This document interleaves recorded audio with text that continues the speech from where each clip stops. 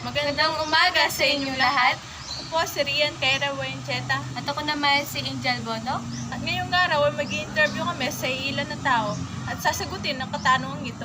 Handa na ba kayong makinig at maraming matututunan? Halina't panoorin ang video na ito. Buwana ako ng wika o mother tongue ang gagamitin sa eskwelahan. Sa akin, oo. Kasi kung meron man ako in the future na anak, aalaw ko siyang gamitin niya yung mother tongue para mas mamadali sa kanya na maiintindihan niya yung mga lessons niya. At the same time, hindi ko masyadong mabibiglatin sa mga lessons niya. Doon sa dinidiscuss ko.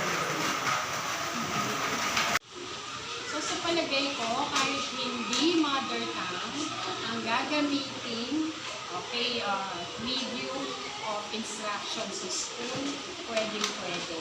Kasi kami, nung kaming nag-aral, hindi naman ginagamit ang mother tongue, pero nakuha namin matuto. Lalo na yung mga bata natin ngayon, expose sila sa social media. Kaya, pwedeng-pwede kahit na maging English pa ang medium of instruction. Palagay ko, mas maiintindihan nila sa pagturo o pag-guide ng guro, kaya-kaya nila. Okay. Paano po ba natin ng wika o mother tongue sa eskwelahan? Kung gagamitin siya bilang panturo or kagamitang pantulong upang mas maintindihan ng mga mag-aaral, okay siya.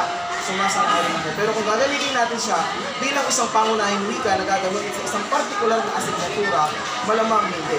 Makikita naman natin nung nakaraang paggamit natin ng curriculum na kung saan meron tayong asignaturang mother tongue is multilingual education, meron redundant o pag-uulit na kung saan ginagamit na natin kasi ng Kapampangan sa lugar natin. Bakit kailangan pa natin siya kapamalan? So, ang maganda dito, kung gagamitin na naman natin ang wikang Kapampangan bilang wikang pantulong sa wikang Ingles at wikang Filipino na kung saan mas may papaliwanag ng mga bata o mag-aaral o ng guro ang kanilang mga ideya tungo sa isang magandang komunikasyon.